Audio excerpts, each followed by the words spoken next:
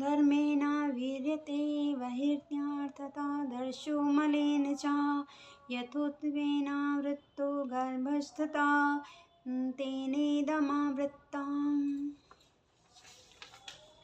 जिस प्रकार अग्नि धुएं से दर्पण धूल से अथवा भ्रूण गर्भाशय से आवृत रहता है, उसी प्रकार जीवात्मा इस काम की विभिन्न मात्राओं में आवृत रहता है। जीवात्मा के आवरण की 3 कोटियां हैं, जिनसे उनकी शुद्ध चेतना धूमिल होती है। यह आचरण कम ही है जो विभिन्न स्वरूपों से होता है, और तथा अग्नि में धुआं, दर्पण पर धूल तथा भ्रूण पर गर्भाशय, उस काम की उपमा धूम से दी जाती है। तो यह समझना चाहिए कि जीवित स्फुलिंग की अग्नि कुछ अनुभवगम्य है। दूसरे शब्दों में यह जीवात्मा अपने कृष्ण भावनामृत को कुछ न कुछ प्रकट करता है, तो उसकी उपमा धुएं में आवृत अग्नि से दी जाती है। यद्यपि जहाँ कहाँ कुआं होता है वहाँ अग्नि का होना अनिवार्य है, किंतु प्रारंभिक अवस्था में अग्नि की प्रत्यक्ष अभिव्यक्ति नहीं होती है। यह अवस्था कृष्ण भावनामृत के शुभारंभ जैसी है। दर्पण पर धूल का उदाहरण मन रूपी दर्पण को अनेकानेक आध्यात्मिक विधियों से स्वच्छ करने की प्रक्रिया के समान है। इसकी सर्वश्रेष्ठ विधि है भगवान के पवित्र नाम का संकीर्तन। गर्भाशय द्वारा आवृत भ्रूण का दृष्टांत असहाय अवस्था से दिया गया है, क्योंकि गर्भ स्थित शिशु इधर उधर हिलने के लिए भी स्वतंत्र नहीं रहता है। जीवन की यह अवस्था वृक्षों के समान है। वृक्ष भी जीवात्मा है, किंतु उसमें काम की प्रबलता को देखते हुए उन्हें ऐसी योनि मिली है कि वे प्रायः चेतना शून्य होते हैं। धूमिल दर्पण पशु पक्षियों के समान है, और धूम्र के आवृत अग्नि मनुष्य के समान है। मनुष्य के रूप में जीवात्मा में थोड़ा बहुत कृष्ण भावनामृत का उदय होता है, और यदि वह और प्रगति करता है तो आध्यात्मिक जीवन की अग्नि मनुष्य जीवन में प्रज्वलित हो जाती है। यदि अग्नि के कुएं को ठीक से नियंत्रित किया जाए तो अग्नि जल सकती है। अतः यह मनुष्य जीवन जीवात्मा के लिए ऐसा सुअवसर है जिससे वह संसार के बंधन से छूट सकता है। मनुष्य जीवन में काम रूपी शत्रु को योग निर्देश में कृष्ण भावनामृत के अनुशीलन द्वारा जीता जा सकता है। आवृत ज्ञान में तेने ज्ञानिने नित्य वैरिणाम काम रूपेण कौन्तेय दुष्पूरिणान लेन च। इस प्रकार ज्ञान में जीवात्मा की शुद्ध चेतना उसके काम रूपी नित्य शत्रु से ढकी रहती है, जो कभी भी तुष्ट नहीं होती है और अग्नि के समान जलता रहता है। मनुस्मृति में कहा गया है कि कितना भी विषय भोग क्यों न किया जाए, काम की तृप्ति नहीं होती है। जिस प्रकार के निरंतर ईंधन डालने से अग्नि कभी नहीं बुझती, भौतिक जगत में समस्त कार्यकलापों का केंद्र बिंदु मैथुन काम सुख है। अतः इस जगत को मैथुन आगार या विषयी जीवन की हथकड़ियाँ कहा जाता है। एक सामान्य बंदी गृह में अपराधियों को छड़ों के भीतर रखा जाता है। इसी प्रकार जो अपराधी भगवान के नियमों की अवज्ञा करते हैं वे मैथुन जीवन द्वारा बंदी बनाए जाते हैं। इंद्रिय तृप्ति के आधार पर भौतिक सभ्यता की प्रगति का अर्थ है इस जगत में जीवात्मा की बंधन अवधि को बढ़ाना। अतः यह काम अज्ञान का प्रतीक है जिसके द्वारा जीवात्मा को इस संसार में रखा जाता है। इंद्रिय तृप्ति का भोग करते समय हो सकता है कि कुछ प्रसन्नता की अनुभूति हो, किंतु यह प्रसन्नता की अनुभूति ही इंद्रिय भोक्ता का चरम शत्रु है। इंद्रियाणि मनो बुद्धिरस्याधिष्ठानं मुञ्चते एतिमिरुमुः यत्तेषु ज्ञानमावृतदेहिनम्। इंद्रिय, मन तथा बुद्धि इस काम के निवास स्थान हैं, जिसके द्वारा यह काम जीवात्मा के वास्तविक ज्ञान को ढककर उसे मोहित कर देता है। चूँकि शत्रु ने बुद्ध जीव के शरीर में विभिन्न सामरिक स्थानों पर अपना अधिकार कर लिया है, तब भगवान कृष्ण उन विस्तारों का संकेत कर रहे हैं जिससे शत्रु को जीतने वाला यह ज्ञान यह जान ले कि शत्रु कहाँ पर है। मन समस्त इंद्रियों के कार्यकलापों को उनका केंद्र बिंदु है। अतः जब हम इंद्रिय विषयों के संबंध में सुनते हैं तो मन इंद्रिय तृप्ति के समस्त भावों का आधार बन जाता है। इस तरह मन तथा इंद्रिय काम की शरण स्थिति बन जाते हैं। इसके बाद बुद्धि ऐसी काम रूपी रुचियों की राजधानी बन जाती है। बुद्धि आत्मा की निकट पड़ोसन है।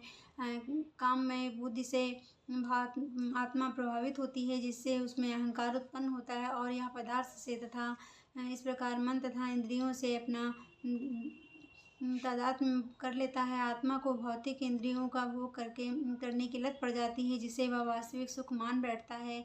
श्रीमद् भगवद गीता में कहा गया है, आत्मा के इस तथ्य स्वरूप की अत्युत्तम निर्देशना की गई है।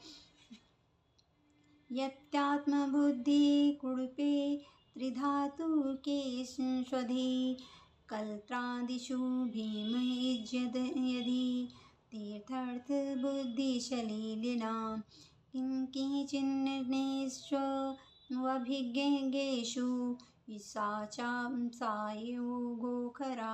जो मनुष्य इस त्रिधातु निर्मित शरीर को आत्मस्वरूप ज्ञान बैठाता है, जो देह के विकारों को स्वजन समझता है, जो जन्मभूमि को पूज्य मानता है और जो तीर्थ स्थलों की यात्रा दिव्य ज्ञान वाले पुरुष से भेंट करने के लिए नहीं अपितु स्नान करने के लिए करता है, उसे गधा या बैल के समान समझना चाहिए।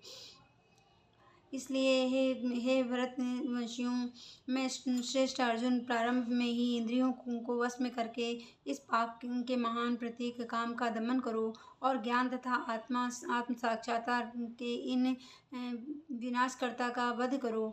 भगवान ने अर्जुन को प्रारंभ से ही इंद्रिय संयम करने का उपदेश दिया, जिससे वह उसके सबसे पापी शत्रु काम का दमन कर सकें। जो आत्म साक्षात्कार तथा आत्मज्ञान की उत्कंठा को विनष्ट करने वाला है। ज्ञान का अर्थ है आत्मा तथा अनात्म के भेद का बोध, अर्थात यह ज्ञान की आत्मा शरीर नहीं है, विज्ञान से आत्मा है। आत्मा की स्वाभाविक स्थिति तथा परमात्मा के साथ उसके संबंध का विशिष्ट ज्ञान सूचित होता है। श्रीमद् भगवद गीता में इसकी विवेचना इस प्रकार हुई है, ज्ञानम परम गुहामि यदि ज्ञान समन्वितम सरहस्यं तदग्गं चाग्रहाणे गतिं मया। आत्मा तथा परमात्मा का ज्ञान अत्यंत गूढ़ एवं रहस्यमय है, किंतु वह स्वयं भगवान द्वारा उसके विविध पक्षों की विवेचना की जाती है, तो ऐसा ज्ञान तथा विज्ञान समझा जा सकता है। भगवद गीता हमें आत्मा का सामान्य तथा विशिष्ट ज्ञान तथा विज्ञान प्रदान करती है। जीव भगवान के विभिन्न अंश हैं, अतः वे भगवान की सेवा के लिए यह चेतना कृष्ण भावनामृत कहलाती है। अतः मनुष्य को जीवन के प्रारंभ से इस कृष्ण भावनामृत को सीखना होता है, जिससे वह पूर्णतया कृष्ण भावना भावित होकर तदनुसार कर्म करे।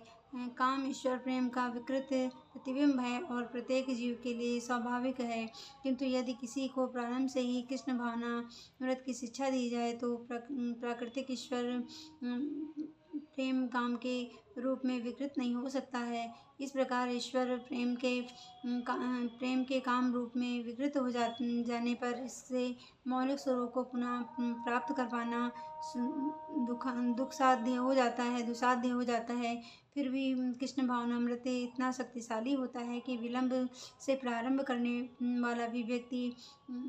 वाला भी भक्ति के विधि विधान का पालन करके ईश्वर प्रेमी बन जा सकता है। अतः ईश्वर की किसी भी अवस्था में या जब भी इसकी अनिवार्यता समझी जाए, मनुष्य कृष्ण भावनामृत तथा भगवत भक्ति के द्वारा इंद्रियों को वश में करना प्रारंभ कर सकता है और काम को भगवत प्रेम में बदल सकता है, जो मानव जीवन की पूर्णता की परम अवस्था है। इंद्रियाणि पराण्यहुर्निन्द्रियेभ्यः परम मना मनस्ततु परा बुद्धियो बुद्धि परतस्तुता सा। कामेंद्रियां जड़ पदार्थ की अपेक्षा श्रेष्ठ हैं, इन इंद्रियों से बढ़कर हे बढ़कर है। बुद्धि मन से ही उच्च है और वह आत्मा बुद्धि से भी बढ़कर है। इंद्रिय काम के कार्यकलापों के विभिन्न द्वार हैं। काम का निवास शरीर में है, किंतु उसे इंद्रियां रूपी झरोखे प्राप्त हैं। अतः कुल मिलाकर इंद्रियां शरीर से श्रेष्ठ हैं। श्रेष्ठ चेतना या कृष्ण भावनामृत होने पर ये द्वार काम में नहीं आते हैं। कृष्ण भावनामृत में आत्मा भगवान के साथ सीधा संबंध स्थापित करता है। अतः यहाँ पर वर्णित सारे कार्यों की श्रेष्ठता परमात्मा में आकर समाप्त हो जाती है। शारीरिक कर्म का अर्थ है इंद्रियों में के कार्य, और इन इंद्रियों के अवरोध का अर्थ है सारे शारीरिक कर्मों का अवरोध। लेकिन चूंकि मन सक्रिय रहता है, अतः शरीर के मौन तथा स्थिर रहने पर भी मन कार्य करता है। तथा स्वप्न के समय मन कार्यशील रहता है, किंतु मन के ऊपर भी बुद्धि की संकल्प शक्ति होती है और बुद्धि के भी ऊपर स्वयं आत्मा है। अतः यदि आत्मा प्रत्यक्ष रूप में परमात्मा में रत रहे तो अन्य सारे अधीनस्थ यथा बुद्धि मन तथा इंद्रिय सता रात ही जाएगी। कठोपनिषद में एक ऐसा ही अंश है जिसमें कहा गया है कि इंद्रिय विषय इंद्रियों से श्रेष्ठ है और मन इंद्रिय विषयों से श्रेष्ठ है। अतः यदि मन भगवान की सेवा में निरंतर लगा रहता है तो इन इंद्रियों के अन्यत्र रत होने की संभावना नहीं रहती है। इस मनोवृत्ति की विवेचना की जा चुकी है। परम दृष्टा निर्वर्तते। यदि मन भगवान की दिव्य सेवा में लगा रहे तो तुच्छ विषयों में उसके लग पाने की संभावना नहीं रह जाती है। कठोपनिषद में आत्मा को महान कहा गया है। अतः आत्मा इंद्रियों मन तथा बुद्धि इन सब के परे से ऊपर है। अतः सारी समस्या का हल यह है कि आत्मा के स्वरूप को प्रत्यक्ष समझा जाए। मनुष्य को चाहिए कि बुद्धि के द्वारा आत्मा की स्वाभाविक स्थिति को ढूंढे और फिर मन को निरंतर कृष्ण भावनामृत में लगाए रखे। इससे सारी समस्या हल हो सकती है। सामान्यतः नवदीक्षित अध्यात्मवादी को इंद्रिय विषयों से दूर रहने की सलाह दी जाती है, किंतु उसके साथ साथ मनुष्य को अपनी बुद्धि का उपयोग करके मन को सशक्त बनाना होता है। यदि कोई बुद्धि पूर्वक अपने मन को भगवान की शरणागत होकर कृष्ण भावनामृत में लगाता है तो वह मन सशक्त हो जाता है और यद्यपि इंद्रियां सर्प के समान अत्यंत बलिष्ठ होती हैं, किंतु ऐसा करने पर वे दंत विहीन सर्पों के समान अशक्त हो जाती हैं। यद्यपि आत्मा बुद्धि मन तथा इंद्रियों का भी स्वामी है, तो भी जब तक इसे कृष्ण की संगति द्वारा कृष्ण भावनामृत में सदृढ़ नहीं कर लिया जाता है तब तक यह चलायमान मन के कारण नीचे गिरने की पूरी संभावना बनी रहती है। ओम नमो भगवते वासुदेवाय नमः। ओम नमो भगवते वासुदेवाय नमः। ओम नमो भगवते वासुदेवाय नमः।